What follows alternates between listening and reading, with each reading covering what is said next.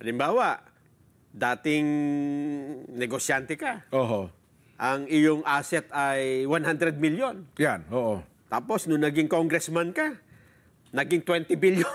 Bumagsak? Lugi. Hindi, 100 million. Oh. Tapos, biglang naging congress, naging 20 billion, 200 billion. Ay! Ayun ang kapansin-pansin Baka doon. tumama sa loterya yun. Kasi, paano mangyayari yun na nung ikaw ay nagnenegosyo, mas maliit ang asset mo. Oho. Nung naging politiko ka, ay lalong lumaki, di ba? Yan. Oh. Ibig sabihin, nagnegosyo ka habang...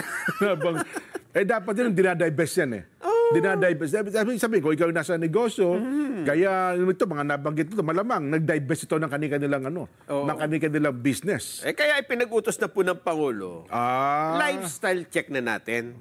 Para magkaalaman na kung sino mga sangkot dyan sa anomalya na yan, lalo na yung sa flood control. So, matutukoy kung sino talagang lehitimong mayaman at sino ang nagpayaman. Kasi pa pwedeng, ito yung kung tawagin niya, unexplained wealth. Ha? Ganon. Unexplained. Hindi may paliwanag na yaman. Hindi mo maipapaliwanag yan. Hindi, may kontra ako dyan. Ano yan?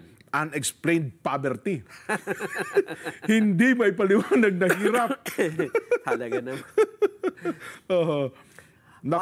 Maaari daw hong i-extend ang lifestyle check sa iba pang ahensya. Ibig sabihin, wala siyang limitasyon kung kanino. Kaya lang problema dito, Jen, pagka ang Pangulo ang nag-utos ng lifestyle check, hindi mo masasakop dito ang mga mamabatas eh. Merong yan eh. Sarili. Separation of power. Executive lang ito. Executive. So therefore, ang makasakop po nito, yung mga secretary, cabinet secretary, undersecretary, yung mga sa DPWH, basta nasa gobyerno ka. Ngayon ata, sa mga cabinet secretary, kung yung nagkakamali, ang pinakamayaman, Ralph Recto. Finance. Yan. Bagamat yan, noon pa man talaga mayaman na talaga. At saka malaki sweldo nung sa At tapos napangasawa mo pa yung Vilma Santos, hindi mayaman na rin yan. May anak ka pang laki. Di ba? Tapos may ampun ka na dyan sa Barjaga.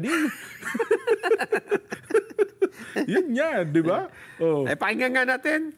Sabi ng Pangulo. May paliwanag si Attorney Claire. Siya ang nagpaliwanag nitong lifestyle check. Paano bang gagawin ito, Yusek?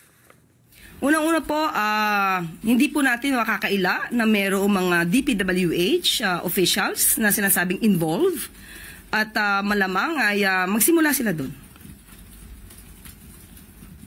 So far, ang nababanggit na ho ng Pangulo, mga kontrata, mga contractors, of course, officers or officials of the Department of Public Works and Highways, pero wala pa ho siya napapangalanan na politiko. Kongresista, senador, o kung sino mang posibleng involved dito sa mga proyektong ito. Is the President getting there? Mangyayari po kaya ito? Definitely. Sinabi naman din po ng Pangulo na hindi ito titigilan at tatapusin niya ito bago siya matapos ang termino. Yun. Yun ba yung parang hindi ata lifestyle check yung pinapaksa nila, usapan nila. Lifestyle check ito. Lifestyle check ba yung binabagit niya? Uunahin yung DPWH officials. Nako.